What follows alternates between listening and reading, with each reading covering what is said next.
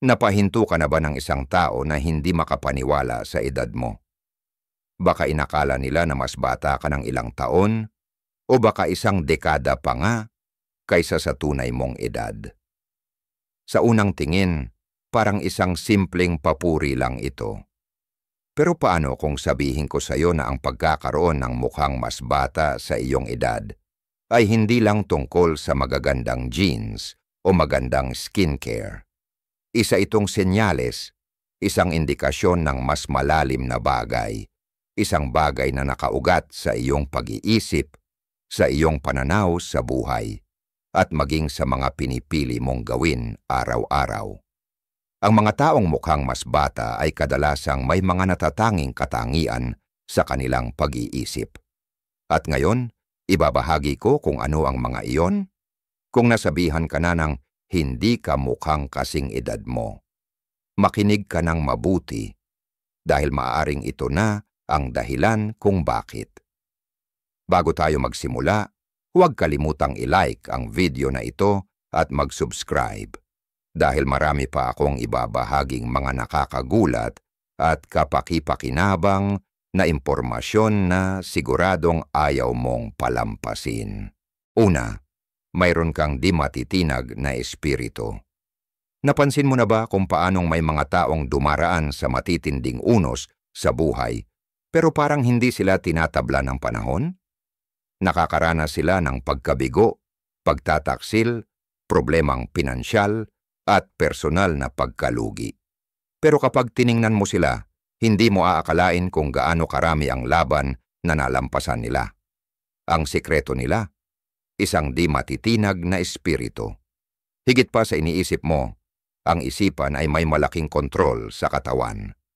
Ang bigat ng stress, anxiety, at emosyonal na pasanin ay hindi lang nananatili sa isip.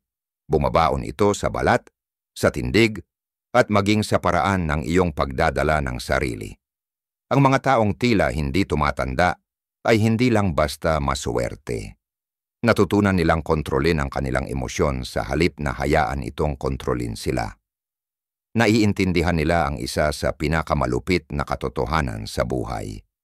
Ang stress ay isang tahimik na pumatay. At hindi lang nito inaagaw ang kapayapaan, inaagaw din ito ang kabataan mo. Tingnan mo ang mga taong maagang tumanda. Kadalasan, sila ang mga taong hinayaang lamunin sila ng stress. Palagi silang nakatuon sa kanilang mga kabiguan, kapit sa sama ng loob, at nabubuhay sa tuloy-tuloy na pag-aalala. Ang ganitong kalagayang mental ay nagtutulak sa katawan na pumasok sa survival mode, kaya tumataas ang cortisol level, ang stress hormone, na responsable sa pagkakaroon ng wrinkles, maputlang balat, at matinding pagkapagod. Hindi lang ito nagpapakita ng katandaan, ipinapadama rin nito sa iyo na matanda ka na. Pero may mga taong hindi pumapayag na stress ang magdikta ng takbo ng buhay nila. Kahit ano pa ang mangyari, bumabangon sila. Tinanggap nila ang mga dagok, pero hindi nila pinapayagang manatili ang pasa. Taglay nila ang malalim na tibay ng loob, isang uri ng lakas ng isip na hindi nagpapalunod sa kanila sa negatibidad. At alam mo ba, nakikita ito sa kanilang mukha. Maningning pa rin ang balat nila, buhay na buhay ang mga mata, at ramdam mo ang enerhiya sa kanilang presensya. Kung nasabihan ka ng mukha kang mas bata kaysa sa edad mo, itanong mo sa sarili mo, ikaw ba'y taong patuloy lang sa pag-usad kahit maraming pagsubok? Ikaw ba'y marunong tumawa sa gitna ng problema imbes na pabagsakin ka nito? Kung oo, marahil natuklasan mo na ang lihim ng pagiging ageless, hindi lang sa panlabas na anyo, kundi pati sa kaluluwa. At kung hindi mo pa ito nagagawa, ngayon ang pinakamainam na panahon para magsimula. Bitawan mo ang mga bagay na hindi mo kayang kontrolin. Hanapin ang lakas sa mga paghihirap, tumangging magpaapi. Dahil habang sinusubok ka ng buhay na mapagod at tumanda, ikaw lang ang may kapangyarihang pumili kung ito'y mag-iiwan ng bakas sa iyong kaluluwa o sa iyong mukha. Pangalawa, niyayakap mo ang pagbabago imbes na katakutan ito. Nakakilala ka na ba ng isang tao na kahit may edad na, taglay pa rin ang hindi matatawarang sigla? Yung tipong mapapaisip ka kung talagang apektado sila ng panahon? Gumagalaw sila sa buhay na may kasabikan, kuryosidad, at isang bukas na kaisipang halos parang bata. Sila ang mga taong natuklasan ang tunay na susi ng pananatiling bata, ang pagtanggap sa pagbabago imbes na matakot dito. Isa sa pinakamabilis na paraan para tumanda, mentally, emotionally at physically, ay ang pagiging matigas ang ulo. Kapag tinatanggihan ng isang tao ang pagbabago, ikinukulong niya ang sarili sa siklo ng stress, frustration, at kawalang galaw. Tumitigas ang kanilang kaisipan, nagiging paulit-ulit ang mga gawi, at unti-unting ipinapakita ng kanilang katawan ang bigat ng ayaw nilang magbago. Hindi lang mood ang naapektuhan nito. Nakikita rin ito sa kanilang tindig, sa ekspresyon ng kanilang mukha, at sa paraan ng kanilang pagkilos. Marahil nakita mo na ito, ang mga guhit ng pag-aalala, ang paninigas ng katawan, at ang enerhiyang tila nabawasan, parang nabubuhay na lang, hindi tunay na namumuhay. Ngayon, isipin mo naman ang mga taong tila hindi tumatanda kahit nasa 50, 60, o mas matanda pa. Sila ang mga hindi hinahayaang tukuyin sila ng panahon. Imbes na kumapit sa nakaraan, bukas sila sa mga bagong karanasan. Imbes na sabihing, matanda na ako para diyan, ang sinasabi nila ay, bakit hindi? Sila ay mga habambuhay na mag-aaral, handa laging matuto, magbago, at subukan ang mga bagay na labas sa kanilang comfort zone. Ang ganitong klase ng flexibility ay hindi lang mabuti para sa kaluluwa.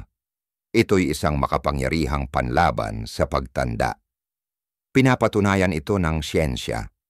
Ang mga taong patuloy na natututo ng bagong kasanayan, sumusubok ng iba't ibang ideya, at nananatiling aktibo sa aspetong sosyal at intelektual ay may mas matibay na pag-iisip at mas malusog na katawan.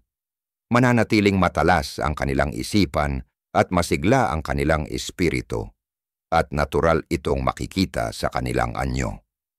May kakaibang kinang ang mga taong niyayakap ang buhay ng buong buo. Hindi nila dala sa mukha ang bigat ng pagsisisi o ang paninigas ng pagtutol. Sa halip, lumalabas sa kanila ang kabataang enerhiya na hindi maitatanggi. Kaya kung minsan nagtatanong ka kung bakit ang ilang tao ay mukhang mas matanda sa tunay nilang edad, habang ang iba ay tila niloloko ang oras, tingnan mo ang pananaw nila sa pagbabago. Ang mga lumalaban dito ay mas mabilis tumanda, panlabas man o panloob.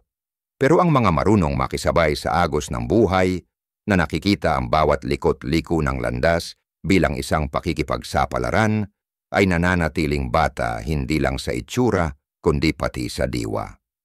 Dahil ang totoo, ang pagtanda ay hindi lang tungkol sa pagdaan ng mga taon, ito ay kung paano ka tumutugon sa mga pagbabagong kaakibat nito.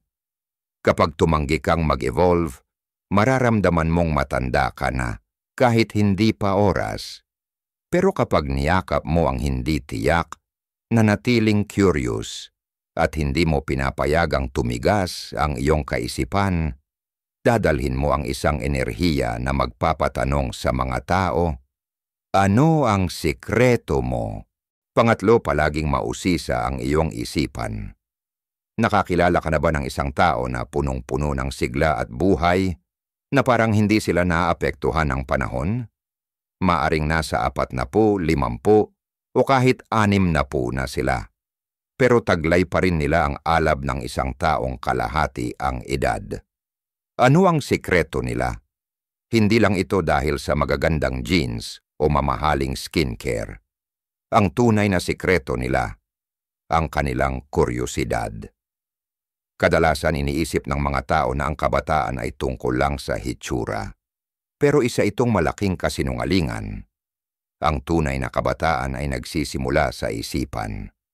Sa sandaling tumigil kang maging mausisa, tumigil sa pagtatanong, at huminto sa pagkatuto.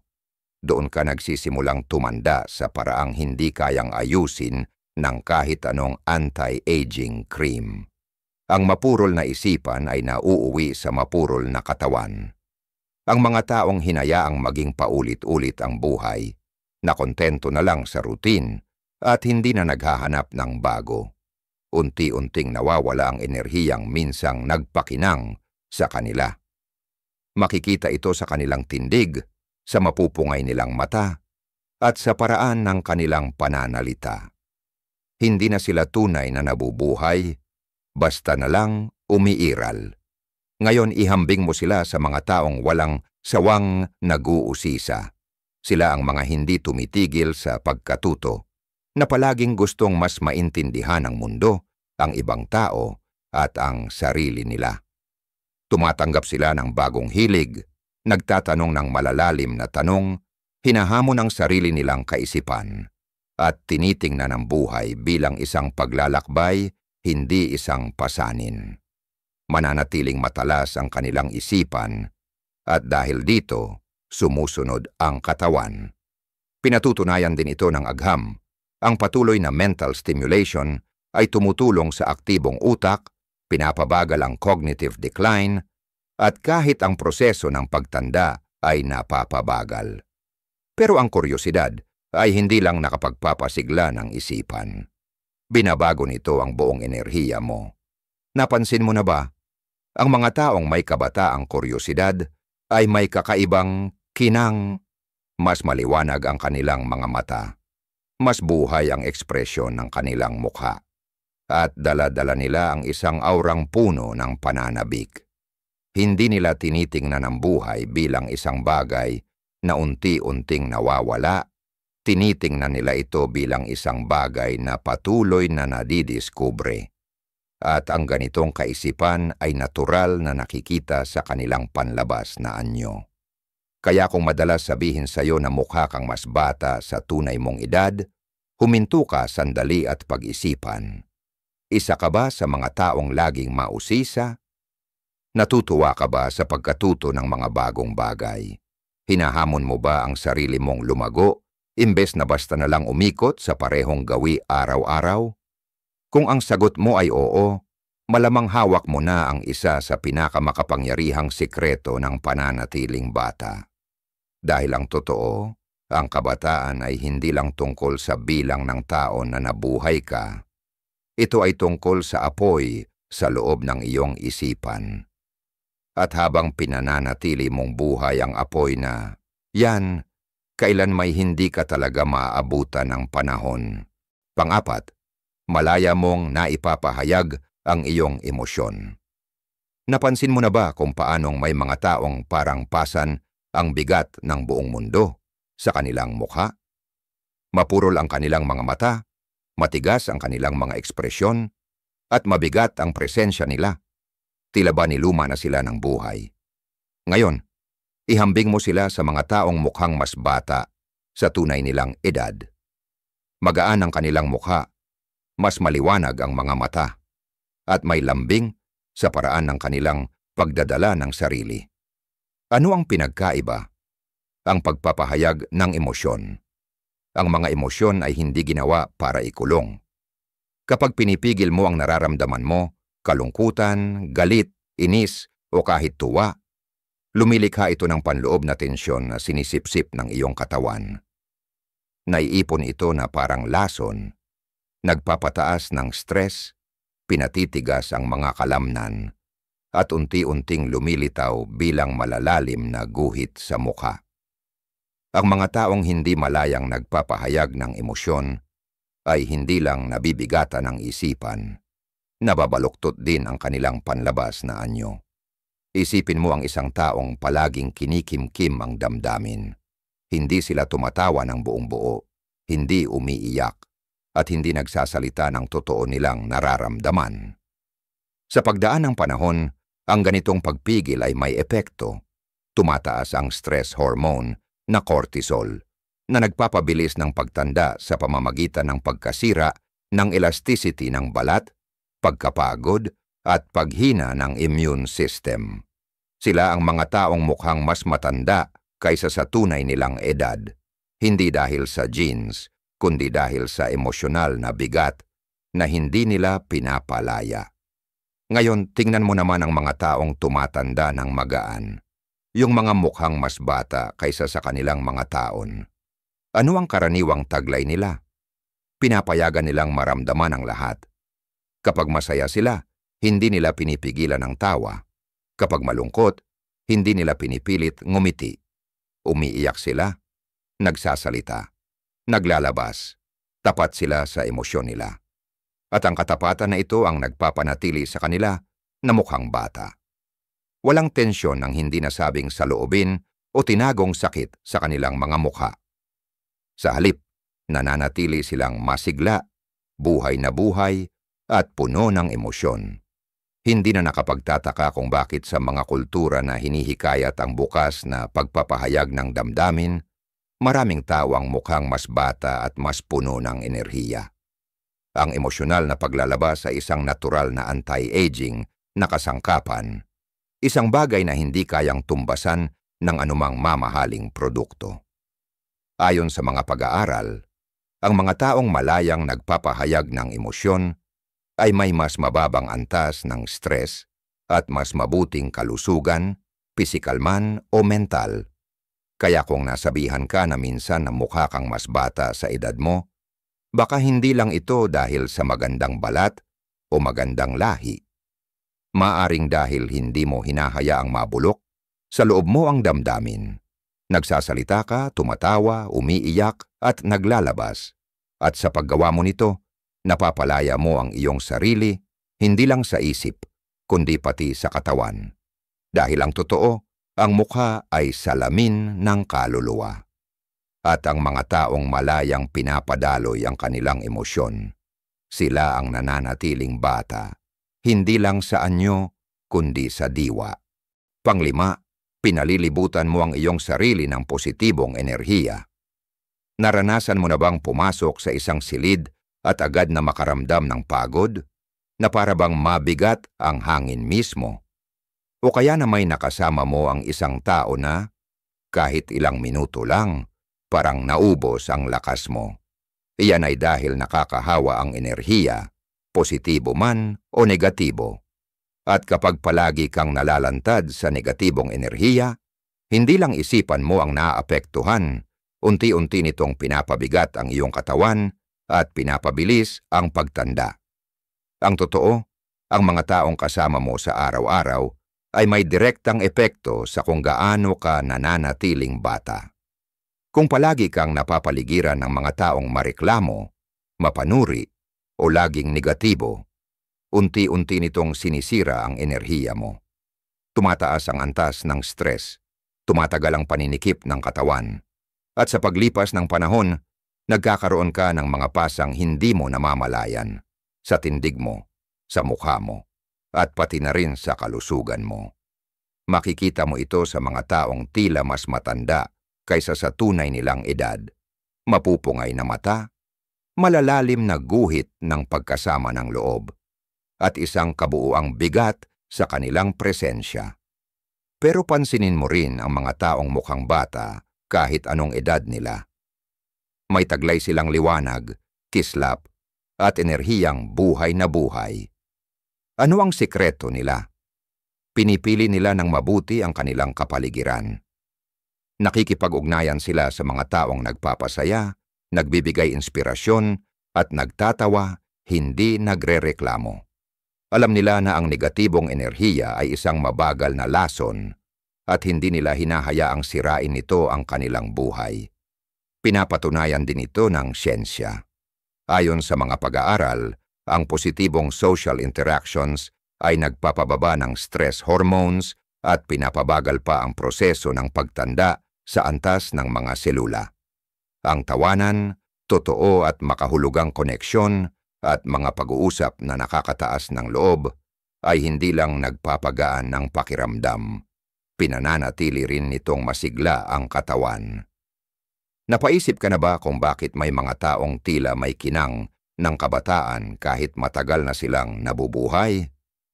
Dahil pinapalibutan nila ang kanilang sarili ng mga taong nagbibigay buhay, hindi yung sumisip-sip nito. Tumingin ka sa paligid mo. Ang mga taong kasama mo ba ay nagbibigay sa iyo ng lakas o kinukuha ito mula sa iyo? Kung palagi kang nasa gitna ng negatibong enerhiya, maaring naaapektuhan ka nito nang hindi mo pa namamalayan. Pero ang magandang balita, may kapangyarihan kang baguhin ito. Pumili ng positibidad at pasasalamatan ka ng katawan mo para rito. Dahil sa huli, ang kabataan ay hindi lang tungkol sa hitsura. Ito'y tungkol sa enerhiyang dala mo. At ang enerhiyang yan ay hinuhubog ng mga taong pinapapasok mo sa mundo mo. Kaya kung nasabihan ka man na mukha kang mas bata sa tunay mong edad, maaring hindi lang ito dahil sa swerte. Maaring senyales ito na napapaligiran ka ng tamang enerhiya, yung uri ng enerhiyang tunay na nagbibigay buhay. Pang-anim, namumuhay ka ng may pasyon at layunin. Naranasan mo na bang tumingin sa isang tao at iisipin na pagod na siya sa buhay? Walang ekspresyon ang mukha niya, mabigat ang kanyang tindig, at parang nauubos ang enerhiya, tila nagpapasalipas lang ng oras. Ngayon ihambing mo ito sa isang taong naglalabas ng sigla ng buhay, isang taong nagsasalita ng may kasiglahan. Ang mga mata ay kumikislap kapag pinag-uusapan ng mga pangarap, at ang presensya ay parang may kuryente. Ang pinagkaiba, pasyon, layunin, isang dahilan para gumising bawat umaga. Ang mga taong kulang sa pasyon ay madalas na mukhang mas matanda kaysa sa kanilang tunay na edad. Kapag ang buhay ay tila walang laman, kapag walang nakakatuwang inaasahan, kitang-kita ito. Ang katawan ng tao ay tumutugon sa emosyonal na pagka-stagnate, katulad ng pagtugon nito sa pisikal na hindi pagkilos. Kapag nawawala ang koneksyon mo sa iyong layunin, nanlalamig ang isip, pumapayat ang diwa, at sumusunod ang katawan. Ang resulta, isang mukha na pagod, matanda, at walang gana. Pero may mga tao namang nagliliwanag ng enerhiyang parang bata pa rin. Kahit anong edad nila, hindi sila gumigising na natatakot sa araw. Gumigising sila na may sigla, may galak, handang lumikha, magtayo, at makaranas. Ang pasyon na ito ang nagbibigay sigla sa kanila mula sa loob, at lumalabas ito sa kanilang mga kilos. Makikita mo ito sa ekspresyon nila, sa galaw, at sa paraan ng kanilang pagdadala sa sarili, puno ng sigla at buhay. At pinatutunayan ito ng siyensya. Ayon sa mga pag-aaral, ang pagkakaroon ng layunin ay nagpapababa ng stress, nagpapabawas ng pamamaga sa katawan, at pinalalawig pa ang buhay. Kapag aktibong tinutugis mo ang isang bagay na nagpapasaya sa iyo, maging ito man ay trabaho, libangan o personal na misyon, naglalabas ang utak mo ng mas maraming dopamine at serotonin, ang mga kemikal na responsable sa kaligayahan at batang enerhiya. Pinananatili ng mga kemikal na ito ang kislap ng balat mo, ang sigla ng katawan, at buhay na buhay ang espiritu. Kung nasabihan kang mukhang mas bata kaysa sa iyong edad, maaring hindi lang ito dahil sa genetics. Maaring dahil may dala kang apoy sa puso, isang bagay na nagbibigay sa iyo ng dahilan para patuloy na sumulong ng may galak. Kaya itanong mo sa sarili mo, ikaw ba ay basta namumuhay lang o tunay ka bang nabubuhay? Dahil kapag nawala ka sa rutinaryo, walang inspirasyon at nananatiling stagnant. Hindi lang ang isip ang magdurusa, makikita rin ito sa katawan. Pero kung may pasyon ka, kung may layunin kang nagpapaliyab ng diwa, dadalhin mo ang enerhiyang kayang labanan ang pagtanda. Dahil sa huli, ang kabataan ay hindi nasusukat sa bilang ng taon na iyong nabuhay. Ito ay nasusukat sa kung gaano ka kasigla sa loob. At ang mga nabubuhay ng may pasyon, hindi talaga sila tumatanda. Pang-7, pinakakawalan mo ang nakaraan. Naranasan mo na bang makita ang isang tao na tila bit-bit ang bigat ng kanilang nakaraan sa mukha? Malayo ang tingin ng kanilang mga mata, pagod ang ekspresyon, parang nakakulong sila sa mga alaala na hindi nila makalabas. Ang totoo, ang pagkapit sa pagsisisi, sama ng loob o guilt ay hindi lang nakakaapekto sa isip mo. Pisikal din itong binabago ang katawan mo. Pinapasa nito ang iyong katawan at nagpapataas ng stress. At habang tumatagal, nagpapabilis ito ng pagtanda ng higit sa dapat. Mabigat ang nakaraan. Bawat hindi nalutas na alitan, bawat masakit na alaala, bawat pagkakamaling paulit-ulit mong iniisip, lahat ng ito ay nagpapabigat sa iyong kalusugan, pisikal man o mental. Tumataas ang stress hormones tulad ng cortisol kapag patuloy mong iniisip ang mga bagay na hindi mo na mababago. At habang tumatagal, nagdudulot ito ng maagang pagtanda, mga wrinkles, at maging ng karamdaman. Ang mga taong hindi nakakawala sa sama ng loob ay madalas nagkakaroon ng matigas at pagod na mukha, parang nilubos na sila ng buhay. At sa isang paraan, ganun nga talaga. Pero may mga tao ring mukhang magaan, buhay na buhay, at madaling mapansin na bata pa rin kahit anong edad nila. Ano ang sekreto nila? Hindi nila hinahayaan na tukuyin sila ng kanilang nakaraan. Tinanggap na nila ang kapayapaan sa likod nila. Naiintindihan nila na ang pagdadala ng lumang sakit ay nakakasakit lang sa sarili, hindi sa mga taong naging sanhi nito. Sa halip na magkapit sa pagsisisi, nakatuon sila sa kasalukuyan. Sa halip na mabuhay sa mga maling nagawa noon, pinipili nila ang paglago, paggaling, at kalayaan. Sinusuportahan ito ng siyensya. Ipinakita ng mga pag-aaral na ang mga taong nagsasanay ng pagpapatawad at mindfulness ay may mas mababang antas ng stress, mas maayos na immune system, at mas mahaba ang buhay. Kapag pinakawalan mo ang sama ng loob at pagsisisi, susunod ang katawan mo. Napapalaya nito ang tensyon, naayos ang sarili, at pinapanatili kang may kabataang presensya. Kung nasabihan kang mukhang mas bata kaysa sa iyong edad, maaring hindi lang ito dahil sa genetics. Maaring dahil hindi mo hinayaan na pabigatan ka ng nakaraan, pinili mong mabuhay sa kasalukuyan, umusad sa halip na lumingon sa likod. At ang ganitong pag-iisip ang nagpapanatili sa iyo na bata sa loob at labas. Kaya itanong mo sa sarili mo, ano pa ang dinadala mo? Galit ba? Guilt? Sama ng loob? Ano man iyon, hindi lang ito sumasakit sa iyong kaluluwa. Pinapatanda ka rin nito. Pero sa sandaling magpasya kang pakawalan ito, itigil ang pagdadala ng mga bagay na wala ng saysay sa iyo, mararamdaman mo ang isang bagay na kamangha-mangha, magaan, malaya, at mas bata. Dahil sa huli, ang nakaraan ay pasanin. At ang mga nakakapakawala nito ay may niningning na hindi matutumbasan ng panahon. Kaya kung nagtaka ka kung bakit mukhang mas bata ka kaysa sa iyong edad, ngayon ay alam mo na. Hindi lang ito tungkol sa genetics, kundi sa iyong pag-iisip, estilo ng buhay, at enerhiya.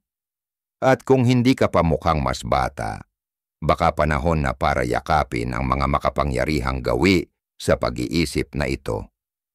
Kung nagustuhan mo ang video na ito, huwag kalimutang i-like at mag-subscribe para sa mas marami pang nilalaman na naglalantad ng mga nakatagong katotohanan tungkol sa buhay at psikolohiya. Ibahagi ito sa isang taong palaging napagkakamalang mas bata. Maaring magustuhan nila ito tulad ng ginawa mo. At ngayon, sabihin mo sa mga komento kung ano ang pinakakakaibang maling pag-aakala ng edad na narinig mo tungkol sa iyo. Gusto kong marinig ang iyong mga kwento. Manatiling bata, manatiling malakas, at magkita-kita tayo sa susunod na video.